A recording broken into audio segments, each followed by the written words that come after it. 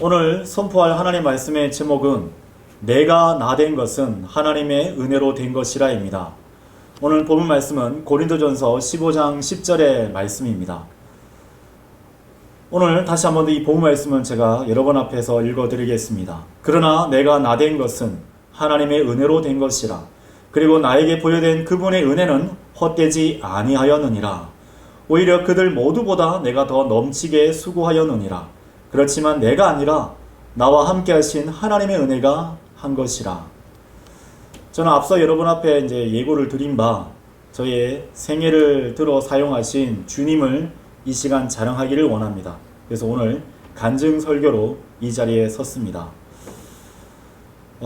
대부분 나는 누구인가, 나는 어디서 왔는가, 또 어디로 가는가에 대해서 많은 사람들이 묻습니다. 그것을 통해서 자신은 어떻게 살아가야 하는지에 대한 철학적인 질문을 던지는 사람들이 무수히 많죠. 저 또한 그러한 어린 시절을 보냈습니다. 광야 같은 인생길에서 어디로 가야 될지 알지 못하는 그때에 하나님께서 저를 찾아주셨던 것이죠. 특히나 저는 이것을 초등학교 때부터 저 자신에게 물었어요. 어디서 와서 왜 삶이 어디로 가는지, 나는 앞으로 어떤 존재로 살아가야 되는지에 대해서 물었지만 그것에 대해서 해답을 주는 어떠한 책이나 가르침을 주는 은사는 없었습니다. 그래서 학교를 마치면 가까운 도서관에서 수많은 시간들을 보내왔었습니다. 그러다가 1992년 8월 제가 고등학교 1학년이 될 때였는데요. 고등학교 선배의 인도로 작은 은사주의 교회, 거창에 있는 순복음교회에 이제 출석하게 되었고, 그때 8월에 외부에서 왔었던 복음 전도자의 초청에 의해서 제가 하나님 앞에 죄인이고 또 나 같은 죄인을 위하여 하나님께서 독생자 예수 그리스도를 이 땅에 보내시어 저의 모든 죄를 대신하여 십자가에서 그 보배로운 피를 흘리사 또 성경 기록대로 장사되셨고, 그 다음에 성경 기록대로 나를 위하여, 나에게 영원한 생명을 주시기 위하여 다시 부활하셨다는 사실을 알게 되었습니다. 그래서 예수님을 나의 구세주로 영접하고 내 인생의 주인으로 모셔드렸던 것이에요. 그래서 이제 더 이상 저를 위해서 살아가는 것이 아니라 나를 구원하신 주님을 위해서 살아가는 인생을 살겠다고 하나님께 소원했었던 것입니다. 그래서 교회 예배뿐만 아니라 각종 행사에 빠짐없이 참석을 했어요. 그래서 저희 아버지하고의 갈등은 더 늘어갔던 것입니다. 제가 일례로 여러 번 얘기를 드렸지만 제가 고등학교 2학년 때 저희 어머니가 이제 내림굿을 받으셨어요. 일종의 이제 선무당이 되셨는데, 그 과정 가운데서 이제 저희 아버지에게 많은 점쟁이와 또 지나가는 중들이 제가 교회를 계속 다니는 것을 통해서 당신의 아내, 곧 저희 어머니가 빨리 죽을 수밖에 없는 운명 가운데 있다는 말을 듣게 되자 아버지는 두려우셨던 거예요. 그래서 제가 이제 교회 부흥회를 마치고 10시가 훨씬 넘은 시간대에 이제 들어오니까 아버지가 이제 안방에서, 당시에는 이제 잿더리가 있었어요. 유리로 된 잿더리가 수북하게 담뱃재가 쌓여 있었는데 저보고 이제 앉으라고 해놓고 계속 교회를 다닐 거냐 라고 묻길래 저는 이집트에 있는 모든 신들보다 하나님께서 더 위대하시다는 그 출애굽기의 말씀을 그때 붙들고 있었거든요. 그래서 맞을 각오로 네, 그래도 그럼에도 불구하고 하나님을 믿고 교회를 다니겠습니다 라고 했고, 그날부로 집에서 쫓겨났었어요. 교복하고 교과서가 이제 마당에 던져지고, 그러면서 약 한 달여가량을 교회 성도 가정에서, 저를 좀 불쌍히 여기셨던 성도 가정에서 기거를 하면서 학교를 다녔던 기억이 있습니다. 어찌 보면 참 불효자죠. 계속되는 어떤 그런 일련의 과정에서 하나님께 제 자신의 어떤 생애를 드리겠다는 그 소원은 포기하지 않았습니다. 그래서 원래 정해져 있던 진로가 있었는데 과감하게 포기하고 여의도 순복음교회가 세운 군포시에 있는 한 세대 목회학과에 지원하게 되었고, 1차 지원 때 떨어졌어요. 떨어지고 2차 지원 때 면접을 보게 됐는데 2차 지망을 또 했네요 라고 묻는 거예요. 근데 말하는 분위기가 또 떨어뜨릴 것 같은 거예요. 그래서 제가 면접관들 앞으로 의자를 바짝 당겨서 내가 하나님을 위해서 모든 걸 포기하고 왔는데 당신들이 뭐길래 나를 떨어뜨리느냐 라고 이제 얘기를 했어요. 겁도 없이. 그랬더니 하나님께서 저를 그 목회학과에 합격할 수 있도록 해주셨습니다. 그래서 4년제 신학대에 다니면서 하나님 말씀을 드디어 공부할 수 있겠구나라고 해서 기뻐를 했었습니다. 근데 여러분 알고 계시겠지만 배교의 물결은 모든 제도권 교회와 신학교를 잠식하고 있었어요. 대학교 1학년 때 철학을 배웠고요. 그 다음에 뭐 교양 과목으로 해서 뭐 심리학이라든지 이런 부분들 배우면서 오히려 신학이라는 명목 하에 성경이 사람들이 그냥 인위적으로 만들어 놓은 책일 뿐더러 하나님은 없다 라는 어떤 그런 강단에서 쏟아지는 말들로 통해서 제 주변에 있는 수많은 사람들이 속수무책으로 믿음에서 이탈하는 것을 봤습니다.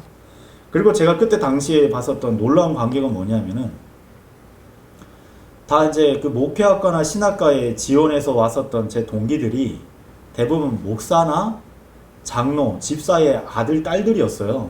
그러니까 어릴 때부터 뭐 모태신앙 또는 어릴 때 이제 구원받아서 저와 똑같이 하나님께 자신의 생애를 드리고자 하는 그런 열망으로 왔었던 사람들인데 제가 이렇게 대면에서 이렇게 물어보면 구원에 확신이 없는 사람들이 대부분이었던 거예요.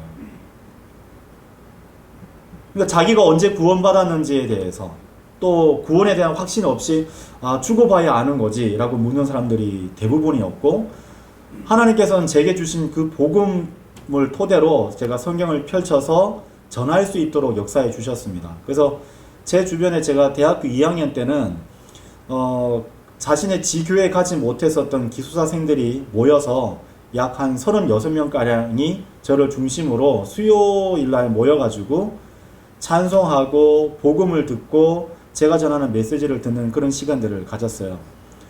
그러니까 목사 아들 딸들이 장로 아들 딸들이 제가 전하는 복음으로 구원을 받았던 거예요. 그리고 저에게 찾아오셨던 그 예수님이 그들에게도 인격적으로 찾아오셔서 그들의 삶을 변화시키셨고 그것을 통해서 하나님께서 놀랍도록 역사하셨던 거예요. 그것을 통해서 하나님께서는 복음과 진리를 전하는 것이 얼마만큼 귀한 것이고 하나님께서 동행하는 삶인 것을 저에게 알려주셨던 것입니다. 그러던 중에 대학교 이제 2학년 2학기 가을 때였습니다. 학교에서 이제 채플, 그러니까 수업 시간 외에 별도의 이제 예배 드리는 시간이 있죠. 예배를 마치고 이제 다시 강의실로 올라가고 있는 중에 미리 이제 빠져나와서 또 이렇게 말씀을 나누는 어떤 그런 동아리 모임이 있었어요. 잔디밭에 이제 둥글게 둘러 앉아가지고 한 명의 학생이 프린터물을 나눠줬는데 딱 보니까 내용이 말라기서 4장에 나오는 의의 태양으로 오신 예수님에 관련된 내용이었습니다. 그러니까 약 1년 반 이상 동안 굉장히 많은 신학과 종교 서적들을 탐독을 하고 있던 중이었는데 제가 그 프린트물을 받아보는 순간 깜깜했던 어떤 그런 흑암 가운데 있다가 찬란한 광명을 보는 듯한 그런 놀라운 경험을 하게 된 거예요. 그러니까 문명이 이 길을 전혀 몰랐던 사람이 촌천연색 컬러 TV와 그런 서라운드 음량을 이렇게 접했었던 그런 체험?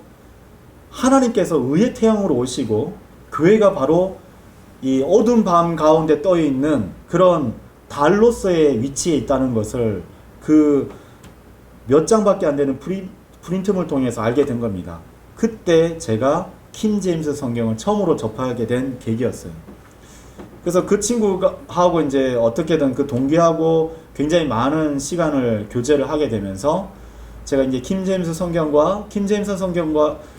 성경이 미국의 침례 교회를 통하여 바이블 빌리버라는 이름으로 널리 알려지게 되었고 그들이 편찬했었던 많은 책들이 번역이 되어서 출간했었다는 내용도 알게 되었습니다. 그래서 거기서 나왔던 이제 간행물, 학계지를 통해서 제가 참된 성경이 무엇인지를 알게 되는 그런 계기를 얻게 되었던 것이죠. 그래서 하나님께서 제 삶을 이렇게 인도를 해주시게 돼서 제가 이제 구원받은 지 약 5년이 되는 그때에 하나님께서는 비진리 가운데서 성별하게 되는 그런 계기를 마련해 주셨던 것입니다. 특히나 제가 이제 구원받고 나서 제 가슴속에 품고 있었던 말씀이 요한복음 8장 32절이었어요. 그리하면 너희가 진리를 알리니 진리가 너희를 자유롭게 하리라는 말씀이었습니다. 저는 하나님께서 저에게 복음과 진리를 통하여 죄의 사슬을 끊고 또 하나님을 위해서 일할 수 있도록 이끄신다는 확신 가운데 있었거든요. 그래서 이 요한복음 8장 32절 말씀을 붙들면서 살아갔었던 것이에요. 그래서 킹제임스 성경을 만나게 되었을 때 하나님께서 디모데후서 2장 15절 말씀을 저에게 주셨습니다. 진리의 말씀을 바르게 나누어 너 자신을 하나님께 인정받은 자로서 부끄러워할 필요가 없는 일꾼으로서 나타내도록 공부하라. 하나님의 바른 말씀이 내 손에 들려 있을 때에 이 진리의 말씀을 바르게 나누어야만 성경을 알 수 있다는 그 말씀. 특히 하나님이 곧 오실 텐데 부끄러워할 필요가 없는 일꾼으로서 발견될 수 있도록 그러기 위해서 하나님의 말씀을 공부하라는 이 명령 앞에 저는 전율을 느낄 수밖에 없었던 것이에요. 그래서 저는 그것을 통해서 순복음교회와 이제 절연을 하고 하나님께 다시 한 번 더 저 자신을 내드리는 그러한 계기로 삼게 되었던 것입니다. 그래서 제가 이제 킹제임스 성경을 알게 된 것에 대해서 제가 수요 모임 때마다 이제 만났었던 그런 선후배들, 동기들한테 킹제임스 성경을 막 전했어요. 하지만 그때 수많은 사람들이 자신의 생각과 생각대로 선별적으로 성경과 이 하나님의 그 말씀을 붙드는 것을 보게 되었던 것입니다. 그러니까 믿음과 실행에 있어서 최종 권위가 바로 하나님의 바른 성경이어야 되는데 그들 모두가 자신의 감정과 체험, 경험은 지식, 자신의 지교회, 자신의 목자에게 자신의 모든 믿음과 실행에 대한 판단 권위를 넘기고 있었다는 사실을 목도하게 되었던 것이죠. 그래서 하나님께서 저를 성별하게 되는 일련의 과정 가운데 저 자신을 드렸습니다. 그래서 제가 이제 군 입대를 하기 이전까지 그날 저와 이제 똑같이 성별했었던 이제 많은 청년들과 함께 전국을 순회하면서 복음을 선포했습니다. 여기 대구 이제 지금은 이제 폐점한 대백 백화점에서 그 다음에 지금 이제 경찰서 앞이죠. 거기 이제 분수대가 있는 그런 서울의 명동과 같은 그런 동성로 거리에서 복음을 전하고 또 설교도 하고 전도지도 나눠주고 뭐 포천, 강릉, 뭐 대전, 대구, 부산, 광주 안 가본 데가 없습니다. 지금 그런 한글 킹제임스 성경이라는 이름하에 성경침례교회 간판을 달고 있는 모든 그런 지역교회가 세워지기 전 아니면 세워지고 있는 그 과정 가운데 함께 했었다고 저는 생각을 해요. 그 다음에 이제 군대를 가야 되는데 군대를 가면은 사실 2년 2개월 동안 저 자신을 어떤 연단 가운데 하나님께 드려야 되잖아요. 그래서 이제 청년들한테 기도를 요청했어요. 군대 가서 하나님의 바른 성경과 이 복음과 진리 가운데서 교제 나눌 수 있는 지체를 만날 수 있게끔 해달라고 이제 기도를 하고 갔습니다. 그리고 청년부 한 자매가 자기가 이제 성경을 전했었던 한 형제가 있는데 그 형제가 백정 형제가 군대를 간다고 하니까 그 자기가 알고 있던 그 형제와 백정 형제가 꼭 만날 수 있게 해달라고 그렇게 기도를 시작을 했던 거예요. 저는 그 과정은 전혀 모른 채 이제 군대를 갔습니다. 저는 이제 훈련소에서 또 자대 배치받기 전에 여단에서 만났었던 모든 사람들에게 이제 복음을 전했어요. 그러다가 이제 자대에 이제 배치를 받게 됐는데 군 생활이 뭐 녹록치 못하다는 것을 그 당시에 군 생활을 겪으셨던 많은 이제 형제님들은 다 아실 거예요. 그러던 중에 같이 이제 탄약고 경계 근무에 나갔었던 제 선임한테 복음과 성경을 전했습니다.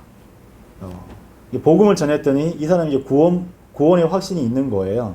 확신이 있고, 그 다음에 이 사람한테 이제 하나님께서 킹 제임스 성경을 한글로 번역하도록 하셨고, 이 성경이 이제 우리에게 주어졌다라는 걸 전했는데, 앞서 설명드렸던 청년부에 있는 그 자매가 기도했었던 그 형제였던 거예요.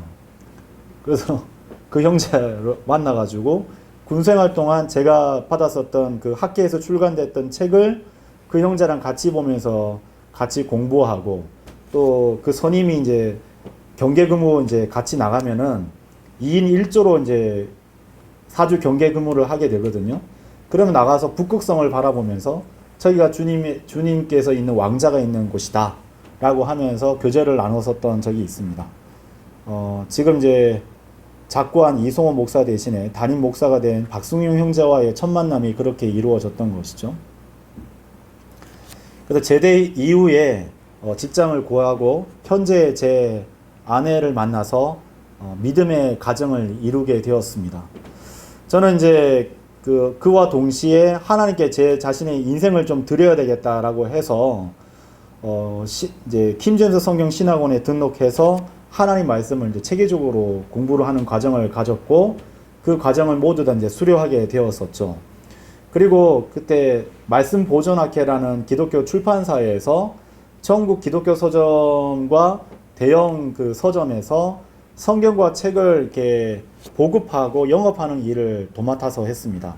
그래서 기독교 서점과 지역교회의 어떤 연관성과 그 모든 부분들을 봤었고, 당시에는 온라인 서점이 없었을 때였어요. 오프라인 서점들이 아주 굉장히 많이 부흥을 하던 시기였습니다. 굉장히 많이 이제 성경과 책이 팔리던 시기였는데, 제가 맡게 되면서 뭔가 시대의 조류에 의해서 큰 어떤 대형 서점들이 부도가 나고 성경과 책들이 많이 이제 반품이 되는 그런 시기를 맞이하게 되었던 것이죠. 그래서 지금 말씀 보존학교에서 나와 있는 이제 바이블 마스터, 그때 이제 온라인 어떤 프로그램을 개발했었던 그 형제와 같이 당시 바이블 마스터에 대한 부분들을 이제 구성해서 개발하기에 이르렀던 것입니다. 그래서 오프라인 서점에 이제 의존했었던 것을 자체적으로 학회에서 기독교 서점에서 온라인 보급할 수 있는 그런 유통망을 이제 형성하게 되었던 것이죠. 근데 제가 이제 열심히 발로 뛰다 보니까 제가 받는 어떤 급여보다 바깥에 나가서 전국에 돌면서 때로는 이제 서울 경기권에 있는 서점에서 제가 영업했었던 비용이 같은 거예요. 그것을 담임 목사가 아주 싫어했습니다. 하나님의 돈을 허투루 쓴다고. 그러더니 이제 공고사직을 받게 된 거예요. 4년 동안 말씀보존학교에서 근무를 하다가 제가 이제 자녀가 2명이었는데 상당히 이제 어려운 시기에 있었죠. 그래서 공고사직을 받아서 이제 어찌 보면은 하나님께 좀 뭔가 내버려진다는, 사역에서 좀 도외시 된다는 그런 강한 느낌을 받게 되었던 것이죠. 참 힘든 시기를 겪었습니다. 경제적으로도 영적으로도 힘든 시기를 겪게 되었고, 그와 동시에 저는 제가 청년 때부터 갖고 있었던 이제 소망이 있었는데, 믿음의 가정을 이루고 하나님께서 이 화살통에 가득 찬 화살들처럼 자녀들을 주신다면 이 자녀들을 하나님의 말씀으로 양육하기를 원했어요. 그래서 세상에다가 자녀들을 맡기는 것이 아니라 자녀들을 말씀으로 양육하기를 원해서 홈스쿨링을 시작을 했습니다. 당시 이제 교회 내에서 저와 같은 뜻을 가졌었던 몇몇 가정들이 모여서 이제 홈스쿨링을 이제 시작을 했고, 품앗이 수업을 이렇게 하면서 이제 엄마들이 자녀들을 맡아서 이제 가르치고, 또 때마다 이제 저는 이제 그 자녀들을 돌보면서 이렇게 했었는데, 경제적으로 어려운 시기를 맞이하게 되면서 굉장히 경제의 보릿고개 가운데 들어가게 됐죠. 그때 저한테 이제 물질에 대한 시험이 찾아오게 되었던 거예요. 바로 이제 하나님께서 번성케 해주신 것에 대한 10분지 1을 하나님께 다시 되돌려 드려야 되는데, 경제적으로 너무 많이 어렵다 보니까, 점점 어렵게 되다 보니까 하나님께 내어 맡기고 나가야 되는데도 불구하고 제가 하나님께서 주신 물질을 손을 대기 시작한 겁니다. 바로 이제 11조에 대한 부분들을 손을 대고 그것을 생활비로 돌려 쓰기 시작했었던 것이죠. 그러니까 근 한 4년 동안 그 어려운 과정 가운데 깊이 묻혀서 헤어나오지 못하는 그런 어려움을 겪었습니다. 저희 교회 형제님 중에서도 그러한 과정 가운데 있었을 때 저도 다 이해를 할 수밖에 없는 게 저도 그 과정이 있었기 때문에 제가 알고 있는 것이죠. 근데 하나님께서 저를 물질로 연단하는 과정이라는 것을 뒤늦게 알게 된 것이에요. 잠언 3장 6절은 이렇게 말씀하십니다. 너의 모든 길들 가운데서 그분을 인정하라. 그리하면 그분께서 너의 행로들을 인도하시리라. 하나님께서 계속적으로 저를 연단하셨어요. 그리고 저는 구체적으로 하나님께 기도하고 나아가야 함을 또한 뼈저리게 느끼게 되었습니다. 그래서 저와 저희 자매에게 하나님께서 무릎으로 살아가는 것을, 무릎으로 하나님께 나아가는 것을 배우게 했을 때에 순종하지 않을 수 없었던 것이에요. 제 어떤 혼적인 어떤 열망, 명예, 어떤 고집, 이 모든 것들을 하나님께서 꺾으시고 연단하는 그런 과정들 가운데 있다는 것을 나중에서야 비로소 알게 됐고, 그것이 하나님의 은혜인 것을 알게 되었던 것입니다. 저는 직장 문제에 대해서 구체적으로 기도했어요. 왜 이 말씀을 드렸냐면은 제가 한 달 벌어서 한 달을 살아가는 그런 삶을 살았거든요. 그리고 어떤 막 시작했었던 이제 출범한 어떤 회사가 있었는데 그곳까지 가려면 편도 1시간 반을 가야 했었던 거예요. 쉽지가 않았습니다. 그런데도 불구하고 경제적으로 계속 힘들었고, 또 그렇게 돈을 벌기 위해서는 무엇인가 진실보다는 거짓 또는 감추는 것이 있었던 거예요. 이 제품에 단점이 있는데 제가 그리스도인으로서 양심에 이게 단점을 소개하지 않으면 안 되는 그런 상황이 있는데 제가 가족을 돌봐야 되잖아요. 다음 달에 어떤 그런 카드 대금이라든지 전기세, 수도세를 내야 되잖아요. 그러니까 애써 그런 부분들 감추면서 물건을 판매를 하고 그러한 삶을 살게 되다 보니까 제 양심의 많은 부분들에 대해서 어려움을 겪었습니다. 그러다가 제가 드디어 하나님께 납작 엎드리게 된 거예요. 그래서 직장 문제에 대한 부분들을 구체적으로 기도하게 된 겁니다. 주님, 제가 1시간 반을 가야 되는데 이제는 대중교통으로 20-30분이면 갈 수 있는 가까운 직장을 구하게 해주십시오. 일단 그것부터 불가능한 거죠. 어떻게 제가 살고 있는 집에서 그렇게 가까운 데 직장을 구할 수 있었겠습니까? 그리고 제가 이 정도밖에 못 받는데 이만큼이나 받을 수 있게 해주십시오. 그리고 제가 토요일, 주일 할 거 없이 일을 했어요. 사실상 주일날 예배를 드리고 있는데 오후에는 또 서류나 그런 일을 판매를 위해서 또 외부에 나가야 되는 그런 일들도 비일비재했거든요. 밤낮이 따로 없었어요. 근데 제가 이렇게 기도했습니다.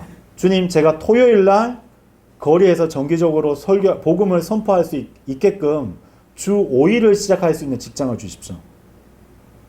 뿐만 아닙니다. 주님, 30평이 넘는 방 3개짜리에 거실이 크게 있고 화장실 2개인 집을 주십시오. 왜 그랬을까요? 제가 살고 있는 집이요, 안방에 비가 오면 천장에서 물이 뚝뚝 떨어지는 집이었거든요. 그래서 바깥에 창틀이 있는 그 벽이 새까만 곰팡이가 피어 있었습니다. 제 자녀들을 거기에 눕혀서 같이 잤어요. 그러니까 제가 기도하지 않을 수 없잖아요.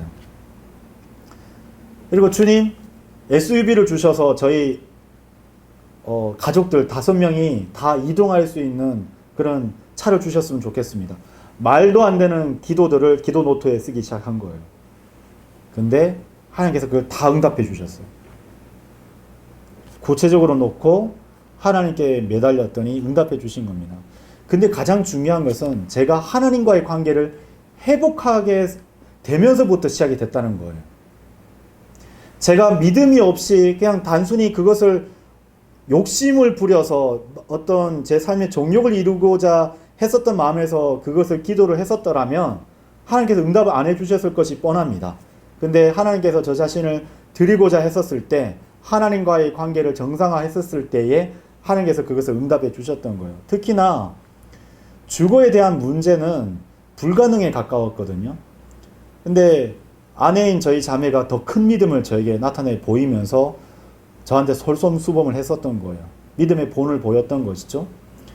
당장 계약금부터 마련하기 불가능했었던 것이었는데, 만약 그것이 당첨되면 계약금을 내야 되잖아요. 근데 저희 수중에 돈이 없어요. 그 계약금을 낼 만한 부분들이. 계약금 뿐이겠습니까? 중도금, 잔금은 어떻게 해요? 저는 요즘 MBTI라고 하잖아요. ESTJ입니다. 사고형이에요. 막 분석을 했더니 이것 때문에 안 돼. 이건 불가능한 일이야. 하나님은 불가능이 없으시죠? 그렇지만 이것은 불가능합니다. 라고 선언했던 사람이었어요. 근데 하나님께서 당첨됐다고 알려주신 거예요.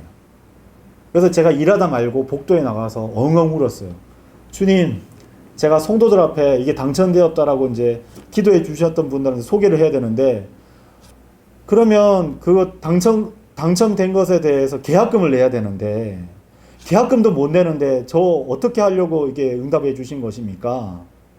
만일 이 계약금을 낼 수 있게 해주신다고 하나님께서 길을 열어주시면 나중에 중도금, 잔금도 하나님께서 해주셔야 됩니다. 저 안 그러면 더 이상 얼굴 팔려서 교회 못 다닙니다. 근데 하나님께서 한 믿음의 가정을 통해서 그 돈을 무이자로 빌려주신 거예요. 그리고 나중에 하나님께서 다 그것을 전액 다 갚을 수 있도록, 더 넘치게 갚을 수 있도록 은혜를 베풀어 주셨어요. 이런 과정 가운데서 하나님께서 얼마만큼 자신이 신실하신 분이신 것을 저에게 알려주셨습니다. 그리고 물질에 대해서만큼은 제가 하나님께 드려야 함을 배우게 해주셨어요. 그래서 제가 이제 딱 뒤돌아보니까 제가 하나님의 돈을 갈취하기 시작하고 도둑질하기 시작했었다고 했을 때부터 경제적인 보릿고개를 겪었다고 말씀드렸잖아요. 제가 하나님과의 관계를 회복했을 때의 바로미터가 바로 11조였어요. 제가 10,000원을 벌었습니다. 1,000원을 주님께 드렸어요. 10만 원을 벌었습니다. 10,000원을 드렸어요. 금액이 다 적으니까 여러분 쉽게 냈을 것 같죠? 나중에 100만 원을 벌었을 때 10만 원을 냈습니다. 몇백만 원을 벌었을 때 몇십만 원을 낼 수 있게 된 거죠. 그래서 만약 1,000만 원을 벌게 되었을 때 제가 100만 원 드리는 것은 어렵지 않게 된 거예요. 물질에 있어서만큼은. 하나님께서 얼마만큼 신실한 분이시고, 이때 저에게 하나님께서 베드로전서 5장 7절 말씀을 주셨습니다. 너희의 모든 염려를 그분께 던지라. 이는 그분께서 너희를 돌보시기 때문이라. 아멘, 아멘. 저는 그렇게 나아갔던 것입니다. 그 다음부터 이때부터 하나님께서 저를 사역자로서의 길에 들어서게 하시고자 양성하는 그런 훈련을 시키시기 시작했던 것이죠. 그런 보릿고개를 겪음에도 불구하고 저 가난합니다, 저 삶이 궁핍합니다, 저 어려움 당하고 있어요 라고 한 번도 내색을 한 적 없습니다. 주일날 가면 저희 자녀들에게 옷을 예쁜 걸 입히고, 저와 자매는 저희가 가지고 있었던 가장 좋고 예쁜 옷을 입고 교회에 예배드리러 갔어요. 그리고 제 이 간증을 군대에 있을 때부터 전해 듣고, 저와 함께 이제 같은 교회에서 섬기고 있었던 이제 그 형제가 자신이 먼저 담당하고 있었던 주일학교 중고등부 교사직을 제안했었던 것입니다. 그때부터 제가 어린 이 청년들을 양육하는 길에 들어섰던 거예요. 그러면서 쭉 지켜보다가 제가 뭘 발견했냐면은, 대부분 믿음의 가정에서 태어났고 또 부모들이 바른 성경과 바른 진리를 찾아서 왔단 말이에요. 그러면 거기서 양육된 그 학생들이 또 크리스찬 학교에서 양육을 받았는데도 불구하고 졸업을 하면 세상 사람들과 다를 바 없는 생활을 하고 있더란 말입니다. 너무 기가 막힌 일들이 벌어졌던 거예요. 졸업해서 청년부에 가면 형제들은 사자처럼 거리에서 복음을 선포해야 되는데 그러지 않았어요. 자매들이나 다른 형제들이 신학원을 등록해서 하나님 말씀을 공부하는 것을 가장 최상의 목표로 삼아야 되는데 그러한 청년들이 없었다는 겁니다. 저는 거기서부터 알게 된 거예요. 그들 부모나 또 그들을 돌봤었던 교사나 또 그들을 맡아서 양육했었던 수많은 사람들이 성경적 지식은 많았으나 실제로 성령 안에서 살아가는 사람들이 아무도 없었다는 진술을 듣게 된 것입니다. 특히나 담임 목사와 그들을 돌봤었던 직원들이 믿음과는 동떨어진 모습으로 그들에게 폭언과 거의 폭행에 가까운 행동들을 했었다는 것을 알게 된 거예요.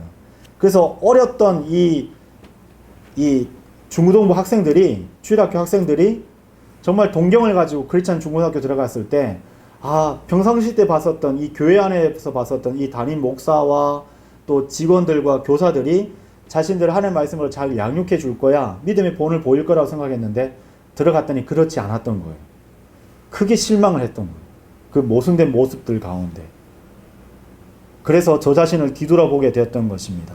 이때 디모데후서 2장 2절 말씀을 주님께서 저에게 주셨어요. 그리고 내가 많은 증인들 가운데 나에게서 들어온 것들, 그 동일한 것들을 너는 신실한 사람들에게 맡기라. 그들이 다른 이들 또한 가르칠 수 있으리라.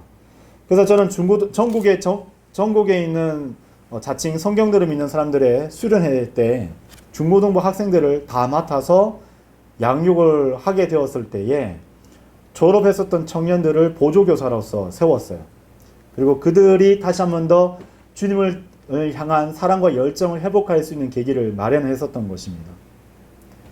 그리고 하나님께서 믿음에 있어서 퇴보했던 것들을 저한테 하나씩 회복하는 그런 손길들을 베푸는 것을 저 안에서 경험을 했던 것이에요.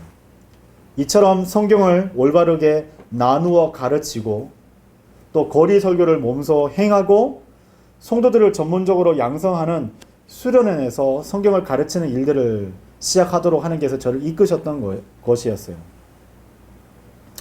그래서 저는 문연득 생각했던 거예요. 하나님께서 나를 부르시면 저 자신을 드려야 되겠다.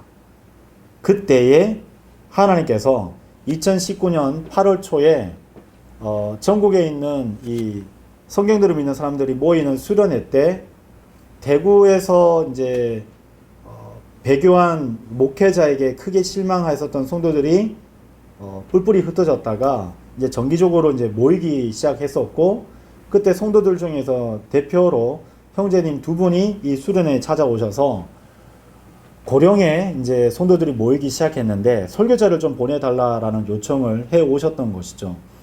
그때 저는 이제 부산 부경교회에 설교자로서 먼저 초빙을 받았었던 때였습니다. 근데 몇 시간 후에 바뀐 거예요. 고령에 혹시 내려갈 수 있냐고. 그래서 저는 이미 어디든 주님께서 가라고 하면 가겠다라고 했었던 각오가 있었기 때문에 2019년 8월 18일 날 주일 이 지체들 중에서 식당을 운영하는 가정에서 장소를 제공했었고 약 10명가량이 모인 곳에서 첫 예배를 인도하게 되었던 것입니다. 그때 함께 가셨던 분들이 계시죠. 감회가 새롭습니다. 그래서 저는 처음으로 모여서 하나님께 경배드리고 직접 말씀을 선포했었던 그날을 지금도 선명하게 기억합니다. 그리고 그 모든 일정을 마치고 서울로 올라가는 버스에 몸을 싣고 올라갔을 때에 주님께서 이 말씀을 저에게 주셨어요. 바로 마태복음 9장 36절에서 38절의 말씀입니다. 그러나 그분께서 무리들을 보셨을 때 그분께서는 그들에 대한 연민으로 마음이 움직이셨더라. 이는 그들이 지쳤고 목자 없는 양같이 뿔뿔이 흩어졌기 때문이라. 그때 그분께서 자기 제자들에게 이같이 말씀하시니라. 참으로 수확할 것은 아주 많으나 수고하는 자들이 거의 없도다. 그러므로 너희는 수확의 주께 기도하여 그분께서 수고하는 자들을 그분의 수확물 가운데로 파송하여 주시기를 구하라. 개역성경과 한글 킹제임스 성경에는 밭이 휘어져 추수할 곳이 많은데 일꾼을 보내달라고 기도하라라고 되어 있죠.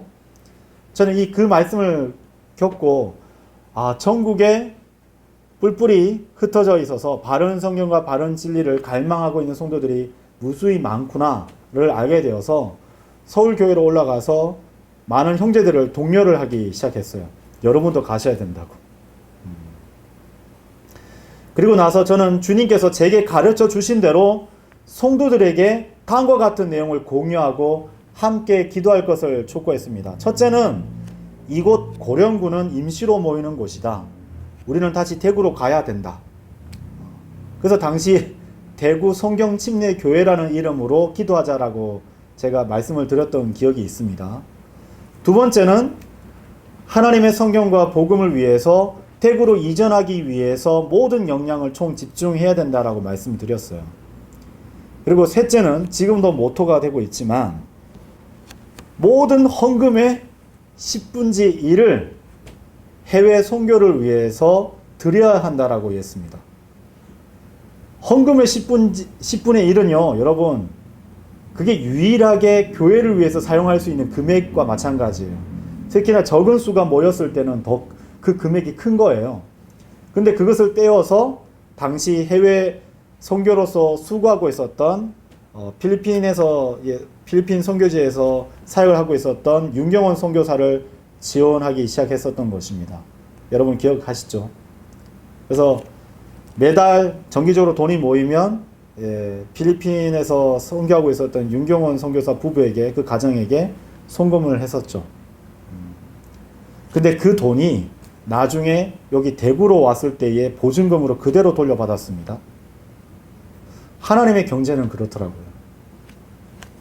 그리고 교리에 따른 말씀을 저는 계속 전했고 성경대로 믿고 성경대로 실행하는 교회를 지향하기 시작했었던 것이에요. 근데 그때 저를 파송했고 저를 양육했었던 그 존경했던 담임 목자가 타락했었다는 사실을 목도했습니다. 바로 그 성경침례교회의 모든 전국에 있는 교회가 배교를 하게 되는 순간을 목도를 했었던 것이죠. 그게 2019년 11월 말에 벌어졌던 일입니다. 그와 관련해서는 바이블 빌리버 영상에 성추행과 관련된 목사에 대해서 교회 내에서 어떻게 성경적으로 징계를 하는지에 대해서 자세히 소개되어 있기 때문에 저는 생략하겠습니다. 그래서 저는 디모데전서 6장 3절에서 5절 말씀에 따라서 하나님께서 당시에 한글 킹제임스 성경과 또 이 킹제임스 성경을 통해서 성경대로 믿고 실행했었던 바이블 빌리버들이 출간했었던 주석서들과 서적을 번역했었던 그런 진리의 서적을 통해서 우리가 배웠던 바, 이러한 일들이 있으면 사실상 성도들만 정죄하고 추리할 것이 아니라 목자도 동일하게 판단받아야 됨을 알게 되었던 것이에요. 그런데 한글 킹제임스 성경의 번역자고 만일 그 번역자에 대해서 만일 그러한 중징계가 내려지게 되면은 또 이 사실이 발각되면은 성경과 책이 안 팔리고 수많은 성도들이 떠나갈 것을 우려했던 탓에 이것을 감추기에 급급했었던 사실을 알게 되었습니다. 그래서 저는 크게 실망할 수밖에 없었어요. 그리고 당시에 이제 미리 헌신하여서 차기 이제 부목사로서 이제 부상하고 있었던 박승용 형제와 지금도 수석 이제 집사로서 활동하고 있던 이우재 집사가 있었죠. 그날 이제 새벽에 만나가지고 이제 대화를 했습니다. 거의 단판을 지었죠. 그들은 제가 이제 떠날 것을 미리 알고 저를 붙들려고 했었던 것이고, 저는 재차 확인을 했었던 것이에요. 이런 사실을 알고 있냐? 근데 이호재 집사는 알고 있었어요. 알고 있었는데 덮었던 것이고, 그리고 저는 심지어 이송호 목사님이 교회 성도들한테 작정 헌금, 교회를 건축하기 위해서 자기는 목회 내내 콘크리트를 부어서 건물을 짓지 않을 거라고 선언했지만 나중에는 건물을 지었잖아요. 그렇죠? 근데 성도들에게 교회 건축 헌금을 작정해서 거두게 하지 않는다라고 간증이 있다고 막 얘기를 했는데 사실은 그게 아니었던 거예요. 각 부서장과 집사들한테 각 부서에서 돈을 차출했던 것입니다. 장년부, 뭐 자매회, 심지어 제가 2019년 12월 24일 전국의 성경대로 믿는 사람들의 선교주간 행사 전에 목회자들이 모였는데 제가 처음으로 했잖아요. 그때 각 교회에서 이 돈을 차출하고 있는 것을 알게 된 거예요. 매달 정기적으로.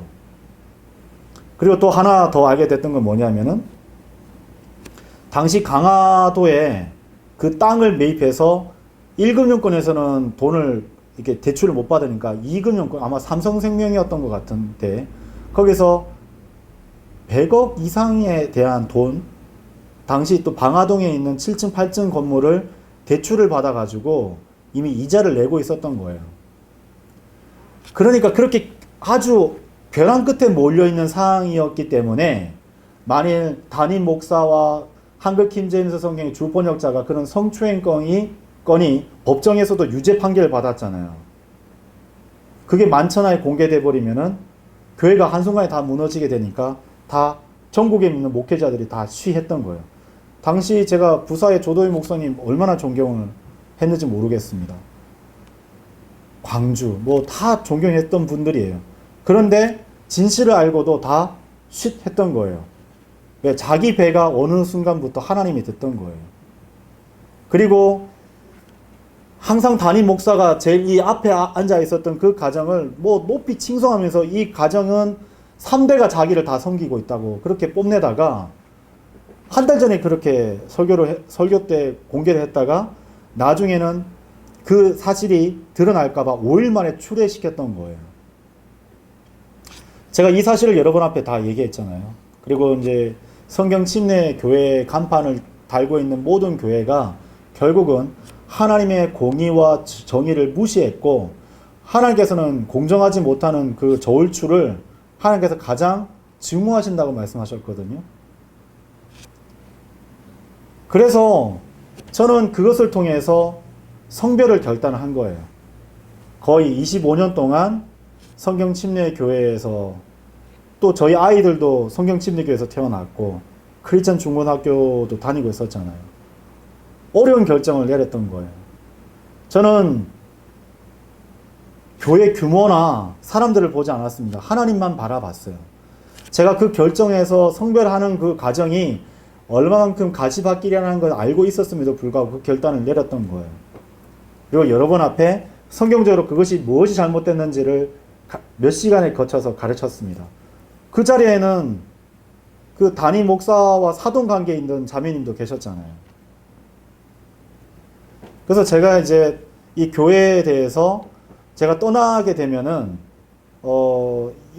당시 고령에서 모였었던 지역 모임에 타격이 있을까봐 제가 그때 이것을 말씀드리고 세 가지 제안을 드렸습니다. 첫째는 이 모임 가운데에서 리더를 한 명 세워라. 저는 이제 당시에 박창주 형제님이 그만한 성경교사로서의 은사가 있으신 분인 걸 확인했기 때문에 제가 이제 그렇게 정기적으로 모여서 예배드리고 말씀을 전할 것을 종용을 드렸고, 두 번째 제안은 그게 아니면 다시 서울에다가 설교자를 내려보내달라고 요청을 하라고. 그 다음에 마지막 세 번째가, 제가 그동안 설교와 성경을 가르친 것이 여러분 보시기에 성경적이고 올바른 것이라면 저를 다시 목자로 받아들여 줄 것에 대해서 말씀을 드렸고, 약 2주간 여러분이 기도하고 결정할 것을 이제 말씀하셨죠. 그리고 2020년 구정 때에 저를 다시 목자로 받아주실 것을 결정을 내리셨던 것으로 기억하고 있습니다. 그때 제 목회의 변곡점이 오게 된 거예요. 분기점이 생긴 거예요. 하나님께서 굉장히 많은 성경적 지식을 맡겼음에도 불구하고 머리로만, 말로만 성경대로 믿고 실행하고 있는 바이블 빌리버라고 얘기했었던 그런 사람들의 정체를 알게 해주신 거예요. 그래서 정말 중요한 성령 안에서 살아가는 삶이 무엇인지, 우리 안에 형성된 그리스도를 형성해 가는 삶이 무엇인지, 성령의 풍성한 열매를 맺어가는 사람이 성경 침례교회에 아무도 없었다는 사실에 저는 경악을 금치 못했던 것이죠. 그래서 저는 여러분에게 성경과 복음에 일치하는 성도로서의 삶을 살아가는 것에 대해서 가르치고 설교하기 시작했었던 것입니다. 거의 4년 내내 그렇게 가르쳤던 것으로 기억이 나요. 이것으로 성도들 중에서 성경과 진리로 가족관계가 깨어졌던 가정이 7년 만에 회복되고 가족 모두 우승을 회복하는 과정과 결과를 우리는 목도했지 않습니까? 그래서 하나님께서 네가 가르치고 설교한 것이 맞다라고 저에게 확인해 주셨던 거예요. 근데 사실 그 모든 가르침은 교회 내에 있는 육신적인 성도들에게는 받아들이기 어려운 일들이죠. 그래서 교회 내에 크고 작은 일들이 계속 무수히 많이 일어났었던 것으로 기억납니다. 얼마 전까지 계속 있었죠. 그것은 목자로서의 미숙함도 있었습니다. 그래서 저는 공개적으로 제가 완벽하지 않다고 말씀드렸어요. 제가 강단에서 잘못 가르치면 제가 내려갔을 때에 온유함으로 바로 잡아줄 것을 요청했습니다. 저도 성장해야 된다고 말씀을 드렸어요. 그리고 육신적인 일들을 성령 안에서 해결하지 못하게 되면은 그것이 교회에게 큰 타격이 있음을 알려드렸으나 우리가 어리석게도 그것을 제대로 수호하지 못했었던 것 같습니다. 성경이 가르치는 바 희생하는 사랑으로 섬기고 용서하는 것, 그것이 지식만으로 되는 것이 아님을 우리는 경험하게 되었던 것이죠. 견디기 힘들었던 것은 그런 일련의 과정 가운데서 계속되는 거짓 비방과 정죄였던 것입니다. 특히나 당시 제가 우리 교회가 성경적 성별을 했었잖아요. 어떤 소문이 파다했냐면은 백정의 형제가 고령에 모였던 사람들을 다 내버려 두고 떠났다는 소문이었어요. 누가 냈는지는 모르겠습니다. 그리고 이제 두 번째가 뭐였냐면 저처럼 성경적 성별을 단행했었던 모든 사람들이 처음부터 구원받지 못한 사람이라는 정죄였던 것 같아요. 근데 이것은 심각한 교리적 오류입니다. 믿음으로 구원을 받을 수 있다고 했는데 결국은 칼빈주의로 가게 되는 그런 일들이었거든요. 갈라디아서 1장 6절에서 9절은 이렇게 말씀하고 계시지 않습니까? 너희가 그리스도의 은혜 안으로 너희를 부르신 분으로부터 이처럼 빨리 떠나 다른 복음으로 옮겨가게 된 것을 내가 이상하게 여기노라. 그것은 또 다른 복음이 아니요 다만 너희를 교란하고 그리스도의 복음을 왜곡하려는 어떤 이들이 있는 것이라. 그러나 우리나 하늘에서 온 천사라 할지라도 우리가 너에게 선포해 온 것 외에 어떤 다른 복음을 너에게 선포한다면 그는 저주를 받을지어다. 우리가 전에 말했던 것 같이 이처럼 내가 지금도 다시 말하노니 누구든 너희가 받아들여 온 것 외에 어떤 다른 복음을 너에게 선포한다면 그는 저주를 받을지어다. 근데 강단에서 예수 그리스도의 복음과 진리를 선포해야 함을 망각한 채 계속적으로 성경적 선별을 했었던 사람들, 자신의 교회를 떠나게 되어서 금전적으로 손해를 끼친 사람들에게 저주를 퍼붓기 시작했었던 것이에요. 근데 어느 날 이렇게 얘기했었던 것을 보게 됩니다. 아직도 저는 그 영상이 있어요.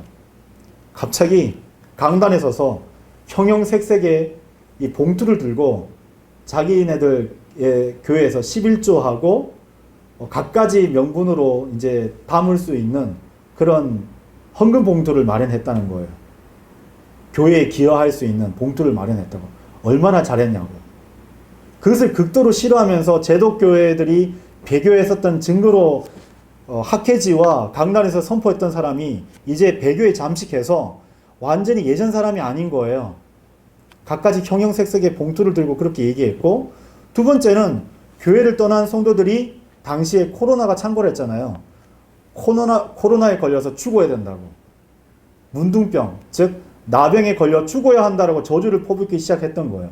근데 안타깝게도 그 목회자의 아들이 코로나에 먼저 걸리고, 그 다음에 당시 암투병 중에서도 이 담임 목사한테 코로나가 전염되면서 건강이 악화되게 되었고, 결국은 작고하고 말았던 것이죠. 안타까운 죽음을 맞이했던 거예요. 저는 그때 참으로 마음이 슬펐어요. 장례식장에 가서 애도하고 싶었지만 이미 그들은 독사와 같은 마음을 품고 있었기 때문에 지금도 저주를 하고 있잖아요. 예. 하나님의 공의와 정의가 실현되지 않은 것처럼 보였어요. 악인들의 장막이 번성하는 것처럼 보였습니다. 저는 그들이 빨리 몰락하기를 바랬는데 오히려 그들은 승승장구하는 광경을 봤던 것이죠. 그러다가 이제 같이 있었던 성도들이 이제 한 분, 두 분씩 마음이 이제 그런 여러 가지 영적 정쟁 가운데서 있다가 흔들리기 시작했는지 저한테 이제 묻더라고요. 백정 형제님 설교하고 성경 가르치는 것을 봤더니 굳이 이 고령까지 내려올 필요 없이 서울 근교나 경기도에서 사역하시면 되지 않냐고 얘기를 하는 거예요. 근데 솔직하게 말씀드리면 잠깐 그 말에 제가 흔들렸던 기억이 있습니다. 그리고 저한테 계속 되물어 봤던 거예요. 내가 이 고령에 10명도 채 안 되는 성도들을 양육하는 것이, 그때는 또 코로나 때문에 많은 부분들에 대해서 제재가 있었잖아요. 그때 대구를 신천지 때문에 거의 악마화 시켜가지고 대구에 내려오는 것을 마치 이상하게 보고 있었던 풍토가 가득했죠. 그런 가정 가운데 있다 보니까 주님께서 오실 때까지 나는 계속 고령에 내려와야 되나? 했던 거예요. 근데 저를 부르신 분이 어떤 특정한 목회자나 어떤 사람들이 아니라 하나님이신 것을 알게 됐던 거예요. 저에게 요한복음 21장 15절 말씀을 주셨던 것입니다. 요나의 아들 시몬아, 내가 이들보다 나를 더 사랑하느냐? 그가 그분께 말씀드리기를, 예 주여, 당신께서는 제가 당신을 사랑하시는 것을 아시나이다. 그때 예수님께서 이렇게 말씀하셨죠. 내 어린 양들을 먹이라. 베드로에게 무려 3번이나 얘기했던 것입니다. 내가 나를 사랑하느냐? 그때 그가 그분께 말씀드리기를, 주여, 당신께서 모든 것을 아시며 당신께서는 제가 당신을 사랑하는 것을 아시나이다 하였더라. 예수님께서 그에게 이같이 말씀하시니라. 내 양들을 먹이라. 그래서 양들은 자신들이 갖고 있는 뿔로 목자를 지어박을 수 있습니다. 그러나 하나님께서 부르시고 세운 목자는 결단코 양을 버리는 것이 아니죠. 그때였던 것 같아요. 그때 하나님께서 등잔대를 제가 알고 있었던 교회에서 옮기는 것을 목도를 했습니다. 요한계시록 2장 5절의 말씀이었죠. 그러므로 내가 어디서부터 떨어졌는지 기억하고 회개하여 처음 행위들을 하라. 그러지 않고 내가 회개하지 않으면 내가 너에게 속히 오겠고 너의 등잔대를 그의 위치에서 옮기겠노라. 저는 아주 성경대로 실행하고 섬기고 있었던 이 필리핀의 윤경원 형제가 기억났던 거예요. 하나님께서 대한민국에서 등잔대를 필리핀에 있는 윤경원 형제한테 옮겼구나. 제 이 발언을 저희 자매가 압니다. 제 아내가 알아요. 이렇게 얘기했던 것을. 근데 이미 필리핀에서 잘 사역하고 있는 윤경원 선교사 그 부부를 하나님께서 왜 대한민국하고 연관지어서 생각을 하게끔 하셨을까요? 근데 여러분 기억하십니까? 2021년 11월 달에 윤경원 선교사 부부가 고령에 왔어요. 그래서 설교를 해줬죠. 그때 하나님께서 큰 도전과 은혜를 우리에게 주셨습니다. 그리고 2022년 5월에 하나님께서 은혜로 전국에서 처음으로 표준 킹제임스 성경에 대한 존재를 우리로 하여금 알게 해주셨어요. 그 다음에 2023년 4월에 표준 킹제임스 성경이 출간되고 그 성경으로 첫 예배를 드릴 수 있도록 하나님께서 은혜를 베풀어 주셨던 것입니다. 그러면서 알게 됐던 게 뭐냐면 그 성경 침례교회 곧 말씀 보존학회가 더 이상 러크만 목사님으로 통해서 또 그 말씀 보존학회에서 출간했었던 기독교 작가들의 책에 대한 출판권이 없다는 것을 알게 됐어요. 그리고 그 출판권이 모두 다 윤경원 목사로부터 가게 됐다는 사실을 알게 됐습니다. 그리고 윤경원 선교사가 신학 박사 학위를 받았고, 그리고 러크만 목사님으로부터 직접 안수를 받았었던 그 목사님으로 통해서 검증받아서 목사 안수를 받았던 것을 알게 된 거예요. 자칭 성경대로 믿는다라고 하면서 한글 킹제임스 성경을 들고 있는 사람들 중에 누가 그 존경하는 러크만 목사님으로부터 안수를 받은 사람이 있습니까? 없잖아요. 그리고 모든 출판권이 말씀보존학회에서 지금 거의 90% 이상 출간하는 책들은 다 불법입니다. 저작권에 위배돼요. 그래서 말씀보존학회가 무슨 짓을 벌였느냐? 말씀보존학회라는 이름으로 러크만 목사님 책들을 갖다가 바꾸기 시작한 거예요. 요약본을, 성경 공부에 적합한 책들을 시리즈로 이제 출간하기 시작한 겁니다. 그러면서 몰래 러크만 목사님 책들이나 글들을 계속 연재하고 있죠. 그들을 다스리는 영이 어디 있는지를 단번에 알 수 있는 대목이라고 할 수가 있습니다. 근데 우리 교회도 이제 위기가 찾아왔어요. 그동안 한글 킹제임스 성경을 저희가 최종 권위로 믿고 실행에 옮겨왔잖아요. 근데 하나님께서 표준 킹제임스 성경을 주시다 보니까 첫 성경을 보니까 교율이 필요했었잖아요. 근데 여러분 알고 계시겠지만 한글 킹제임스 성경은 뭐 3판 4판이 아닙니다. 아마 10판이 넘을 거예요. 16번 정도 이상 막 수정해서 나왔을, 거기도 아마 모르고 있을 거예요. 아마 말씀보존학회에서 많이 이것을 들으신 분이 있으면 해명해 줄 것을 저는 촉구합니다. 그러니까 한글 킹제임스 성경이 몇 번이나 교열돼서 나왔는지는 거기 있는 관계자도 아마 모를 거예요. 아는 사람들은 다 출애시켰으니까 알 방법이 없겠죠. 그런 또 표준 킹제임스 성경 간의 이제 권위적인 문제들이 저희 성도들 안에 일어나게 됐고, 이때에 맞물려서 대구로 이전할 것에 대해서 저희들 안에 제가 이제 선포를 했고 알아보는 가운데 고령에 계속 교회가 있기를 바랬었던 이제 성도들한테 큰 실망과 불만을 이제 야기하게 됐던 것이죠. 그래서 얼마만큼 많은 문제들이 있었습니까? 이때 저 또한 이제 잘못된 이제 실수를 하게 됐던 거죠. 치명적인 이제 실수를 하게 돼서 표준 킹제임스 성경을 채택했었던 교회에서 거의 1km나 가까운 곳에 모든 이제 계약금뿐만 아니라 잔금까지 다 치르고 다 청소를 하고 이제 다음 주면 이제 이사할 준비까지 다 채비를 마쳤잖아요. 그게 이제 2023년 11월 말에 벌어졌던 일이죠. 그런데 이제 목회 윤리에 어긋나니까 그것에 대해서 하나님의 은혜로 철회할 것을 결정하게 된 거예요. 그때도 많은 성도들이 이제 실망하고 울고 떠날 것을 결정을 했습니다. 근데 하나님의 은혜로 강건하심 가운데서 우리 안에 이제 오병이어의 기적을 하나님께서 나타내 보여줄 것을 간구를 드렸죠.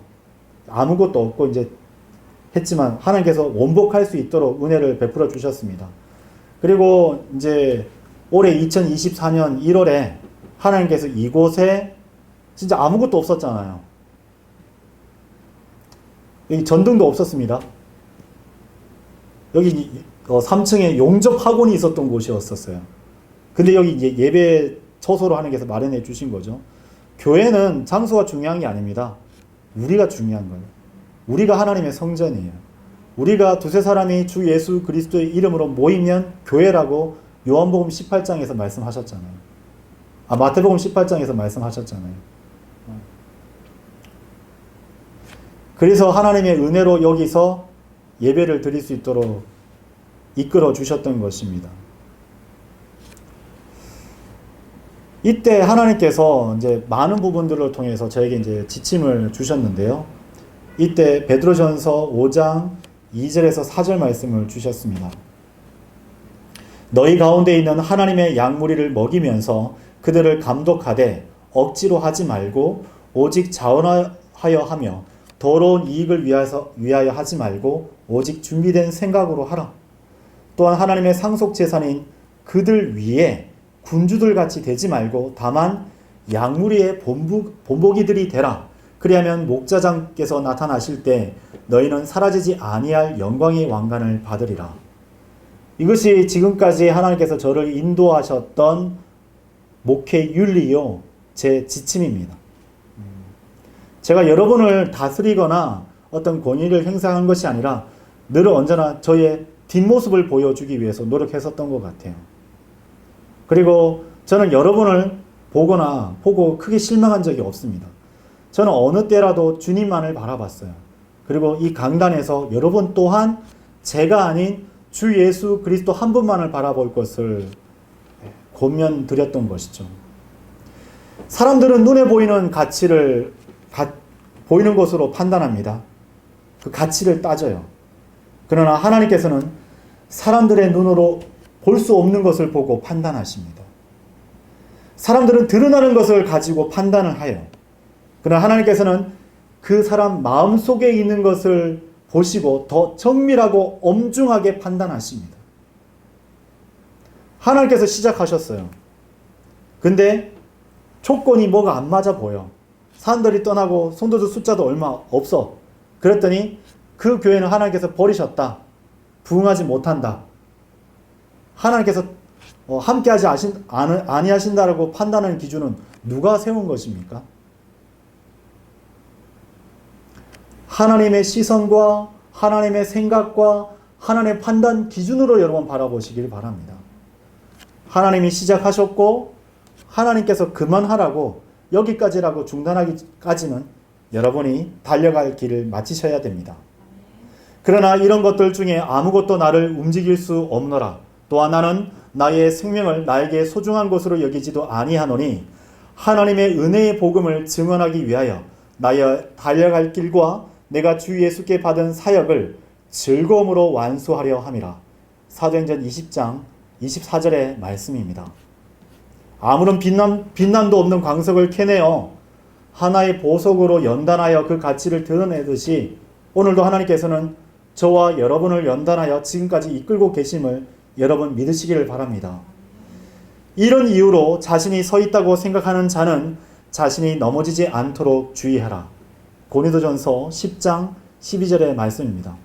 저는 결단코 제가 온전하고 완성된 목자라고 생각하지 않습니다. 저는 지금도 부족하고 목마르고 배고픕니다. 저는 성장하여야 되고 여러분과 함께 걸어야 될 그러한 하나님의 제자요. 그리스도를 따르는 그리스도인입니다. 그래서 여기까지 왔을 때에 제가 저 자신의 명예를 지키기 위해서 어떤 거짓말로 변명하거나 이익을 취했다면 저는 그만둬야 돼요. 이 일에 있어서는 저의 아내와 가족 그리고 여기 앞에 계신 여러분이 증인이지 않습니까? 제가 만일 성경에서 가르치는 바 선한 목자가 아니라 사꾼으로 몰락해버리고 만다면 그때가 목양을 그만둘 때입니다. 누가 감히 저한테 여기에 목회를 그만두라라고 가르칠 수 있겠습니까? 이는 우리가 너희의 믿음을 지배하기 위함이 아니요 오직 너희의 즐거움을 돕는 자들이기 때문이라. 이는 믿음으로 너희가 서기 때문이라. 저는 여러분이 믿음으로 하나님 앞에 주 예수 그리스도 앞에 한 신부로 서기를 원합니다. 그것을 위해서 저는 여기까지 오는 것을 마다하지 않았습니다. 여러분, 저는 단 한 번도 사례비를 받은 적이 없습니다. 여기까지 올 때 교통비만 받았어요. 왕복 교통비만 받고 혹여나 이제 단번에 올 수가 없잖아요. 그래서 대구에서 코로나가 창궐했을 때에 대구에서 하룻밤을 숙박을 하고 여러분을 찾아뵀었잖아요. 그래서 교통비, 왕복 교통비와 숙박비만 받았었어요. 그리고 어느 정도 일정 부분의 식사비. 그거 외에 사례비를 받아본 적이 없어요. 저는 돈을 밝히지 않았습니다. 제가 제일 처음에 2019년 8월에 왔을 때 저한테 교통비를 주셨잖아요. 그 여비를 모아서 2020년 1월 달에 저희가 그 모였었던 식당에서 임대차 계약이 종료됐을 때 새로운 교회 장소를 마련했을 때 보증금으로 제가 받았던 그 여비를 보증금에 보태라고 제가 드린 바가 있습니다. 저는 한 번도 돈을 탐한 적은 없어요. 제 생애가 그랬어요. 만약 그랬으면 저는 또 영적인 보릿고개로 들어가겠죠. 저는 그것이 두렵습니다. 저는 서 있는 줄로 생각했다가 사역에 들어갔다고 기뻐했다가 하나님께 버림받는 것은 저는 두렵습니다. 그렇게 불명예스럽게 그리스도의 심판석에 서는 것을 저는 두려움 가운데 서 있습니다. 그래서 저는 디모데전서 3장 1절 말씀이 저에게 지침이 되고 있어요. 만일 어떤 남자가 감독직을 사모한다면 그가 선한 일을 사모한다고 한 이 말은 참되니라. 그런즉 감독은 비난받을 일이 없어야 하고 한 아내의 남편이어야 하며 깨어있고 냉철하며 품행이 선하고 환대하는 일에 자신을 내어주며 가르치는 데 능하고 술에 자신을 내주지 않으며 구타하는 자가 아니고 더러운 이익을 탐내지 않으며 오직 인내하고 언쟁하는 자가 아니며 탐욕스럽지 않고 자신의 자녀들을 모든 위엄으로 복종하게 하여 자기 자신의 집을 잘 다스리는 자라야 하느니라. 그런즉 만일 남자가 자기 자신의 집을 다스리는 법을 모른다면 그가 어떻게 하나님의 교회를 돌보겠느냐? 초신자도 아니 되나니 그가 교만으로 높아져서 마귀의 정죄 속에 빠지지 않게 하려 함이라. 이뿐만이 아니라 그는 외부인들에게서도 좋은 평판을 받아야 하느니라. 이는 그가 비방과 마귀의 올무에 빠지지 않게 하려 함이라. 저는 이 사역에 대해서 전담 목회를 하고 있는 것이 아니죠. 평일에는 직장에서 하나님께서 기둥답으로 주신 그 직장에서 지금 만 14년째 일을 하고 있습니다. 경영 지원과 규정을 세우고 직원들의 인사와 교육을 담당하고 있어요. 하나님께서 그 과정을 이런 교회 내에서 해야 되는 모든 행정들을 미리 경험해 볼 수 있도록 그렇게 보조적으로 저를 가르치고 있다는 그 손길을 알게 된 겁니다. 너무 기뻐요. 하나님께서 저를 연단하시는 그런 과정들이. 그래서 힘들더라도 인내로서 그 모든 것을 하고 있습니다. 그리고 매주 여기 내려오는 것이 저에게 큰 즐거움이에요. 여러분이 그리스도인으로서 성장하고 또 여러분 안에 있는 그리스도의 형상을 형성해 가는 것을 저와 함께 동참하는 것에 대해서 기쁨으로 이 사역을 수행하고 있습니다. 여러분, 주님께서 오실 날이 멀지 않았습니다. 저와 함께 이 과정을 함께 하기를 원합니다. 또한 제가 그 목자장 앞에 훌륭한 일꾼으로 설 수 있도록 중보기도 해주시기를 간구를 드립니다. 이것으로 저의 간증설교를 마치겠습니다. 감사합니다.